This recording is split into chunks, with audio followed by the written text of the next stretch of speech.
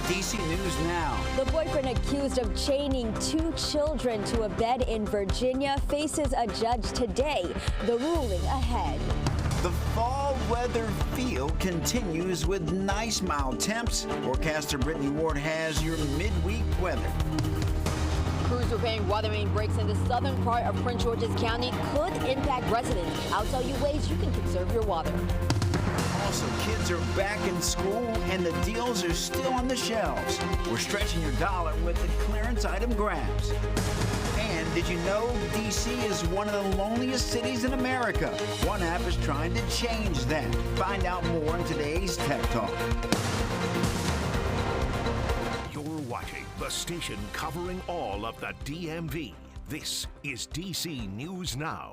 Well, good afternoon, and thank you for joining us for the news at noon. I'm Mark Hall. Weather forecaster Brittany Ward joined us with the latest check on the forecast. And Brittany, I have to tell you, when I walked out this morning, I'm like, this whole DMV thing is pretty nice with this weather. Yeah, you know, Mark, it was a cool start to our morning. It was gorgeous stepping out the door. And the good news, Mark, as we head through your afternoon, we're going to be seeing a mixture of sun and clouds. Temperatures will still be on the cooler side. And then it looks like we're back in the 80s as we head towards the end of the work week. So let's go outside right now, showing you a live look of satellite and radar. Yes, we are seeing some passing clouds at this hour, but notice our friends off to the north and west, out towards Hagerstown, Martinsburg, West Virginia, even Cumberland. You guys are dealing with wall-to-wall sunshine, and overall, it's going to be a beautiful afternoon across the entire area. High pressure not too far from us. This will continue to dominate our weather pattern as we head into the next couple of days, but don't be surprised if you do see a few passing clouds as we head through your day today, but it's still going to be a gorgeous day out there. Temperature-wise, if you are stepping out the door right now for lunch, not looking too bad. We're sitting at 72 degrees in the nation's capital, 76 as you head over there to Lexington Park, holding on to the lower 70s there in Fredericksburg, Virginia. Then further off to the north and west, we're getting into the upper 60s. And overall, as we look ahead to the next 3 days, it's going to be gorgeous out there. Highs once again will struggle to get out of the 70s today, and then we start to see those temperatures getting into the lower 80s for your Thursday, and then come Friday, still going to be holding on to the 80s, but we are tracking some showers, and it looks like those showers will be sticking around for your weekend. So keep it here, Mark. We'll talk more about that in just a bit. All right, Brittany, thank you. A boyfriend accused of chaining his partner's 2 children to a bed in Virginia faced a judge today. He's been ordered to stay behind bars as he and the mother face charges. DC News Now's Liberty Simmons is outside the Fairfax County Courthouse with the latest. And first, we are not identifying the mother or the boyfriend at this time to protect the identities of the children. But this heartbreaking case involves children as young as 7 and 9. The boyfriend entered the courtroom in a green jumpsuit and used the help of a Spanish translator. The Commonwealth attorney says the boyfriend and mother would chain the children as a scare tactic. Neighbors of the couple expressed sadness for the 2 children when the couple was arrested back in August. I saw all the police start showing up one after another. The kid was just, standing there he looked like he was in distress. The Commonwealth attorney says the couple would leave the children locked up alone in the house, at times for so long they were unable to go to the bathroom and would have to urinate on the bed. She said they would regularly laugh and make fun of the children while they were chained. She also noted the boyfriend was deported back in 2018. She says the defendant's action shows his disregard for human life. But his defense attorney argued his client is no danger to the community and should be released like the mother. The judge ruled the defendant would remain held because of his 2018 deportation, which makes him a flight risk. If a kid's involved and he's calling you guys, then obviously something is going on. So I just wish they would have, somebody would have stepped in sooner than later. And both the mother and the boyfriend are set to face their preliminary hearing in October. For now, in Fairfax, Liberty Simmons, DC News Now. Our thanks to Liberty. Developing now in Montgomery County, a boy under the age of 13 is accused of breaking into several car dealerships in Rockville and Bethesda. He committed burglaries on August 16th, the 23rd, the 24th, the 26th, the 27th, and September 2nd at BMW, Audi, Porsche, and Jaguar dealerships. Yesterday, police report an unknown subject entered a business between 6:20 p.m. and 7:30 p.m. on the 1200 block of Park Lane Drive and stole a vehicle and left the scene. Around 11:30 last night, the vehicle was stopped on the area of University Boulevard and Franklin Avenue near Eastern Middle School. The boy was taken into custody without incident and returned to his parents, and police believe it's the same boy from the previous incidents. And police say they believe the real story, quote, lies with the Department of Juvenile Services or with Maryland elected officials, end quote. Well, developing now, we now know the name of the man police say dropped a gun into a storm drain that later killed Officer Wayne David last week. Police say they are looking for 27-year-old Terrell Bailey.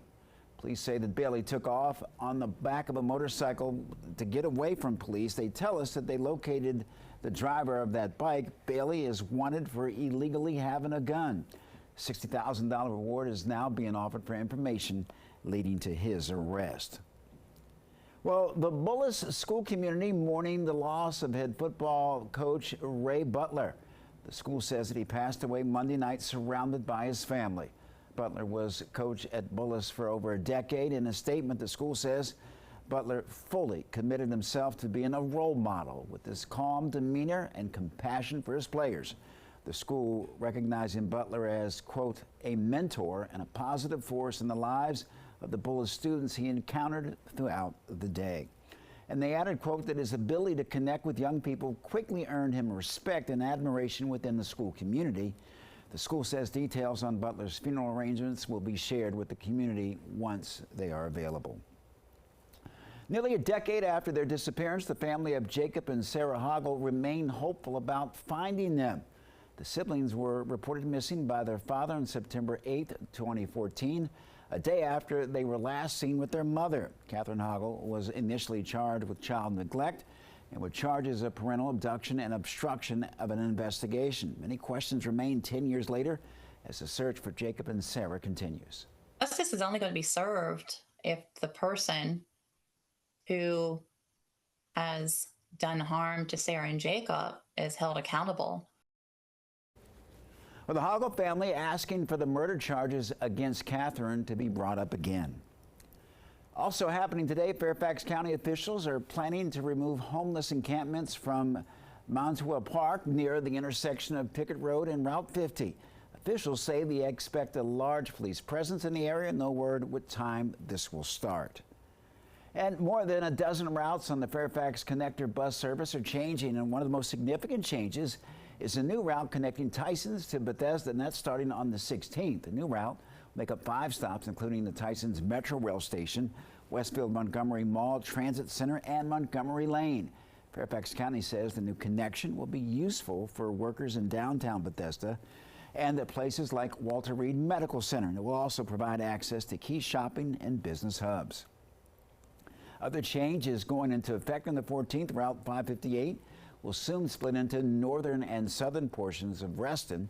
And this comes with a new route for South Reston, Route 559. And Route 494 will begin stopping at the Springfield Community Business Center. And Route 371 from Lorton to Springfield will replace routes 372 and 373. Well, checking in on our schools, Fairfax County's superintendent speaking out about changes to Virginia's school rating system. Last month, the State Board of Education voted to simplify its school performance categories. Schools would be labeled as either distinguished, on track, off track, or in need of intensive support. While the board says this will improve accountability, FCPS leaders believe that it will unfairly target students of lower economic class. Data provided by the board shows that schools with more students who receive free and reduced lunch meals are performing worse, and the new performance rating system is currently in a comment period, and it will go fully into effect on the 25th. Well, as many students and teachers are now in class, back to school supplies remains a top priority, and there are some big discounts. DC News Now's weekend anchor Ben Dennis is stretching your dollar with what to look out for. Your cost for back-to-school supplies can be dizzying. Right now, items on clearance can help consumers save for items still needed for this school year and even get ahead of the curve for next year. School supplies are flying off the shelves. Big box retailers, dollar stores, and online outlets are all cashing in on high consumer demand, from teachers to parents. Households expected to spend $875 on average, up from $670 just 10 years ago for supplies, according to estimates by the National Retail Federation. So, clearance offers companies won't advertise as often can help you save. Happening now, Target's offers include a 12-cent folder, an 8-pack of pencils for 33 cents, and colorful notebooks. Other essentials offered for less. Office stores could help. Staples, for example, backpacks, binders, and more, including a breakdown by grade level and a section geared toward teachers. Shelves will soon be cleared to make room, especially for fall items like Halloween purchases, something Montgomery County mom Lauren Gajadira takes note of, especially for craft supplies at dollar stores. I like to just kind of skim through the dollar store because I notice they always are rotating their things, especially seasonally. The crazy coupon lady signals that shoppers should be on the lookout at CVS for September markdowns, as well as competitor Walgreens. For kids' clothes, they add JCPenney and Old Navy promotions with big discounts, and when building those wardrobes, thrifting and social media pages can lead to savings too. But I noticed like in a lot of the buy nothing groups, people just give like hand-me-downs, especially if they're just, for the younger kids, if they're considered like play clothes. Whether you're browsing in store or online, consider signing up for store loyalty programs. Many are free, but others that are not, Amazon included. Consider their free trial to access perks before committing to a subscription. Ben Dennis, back to you.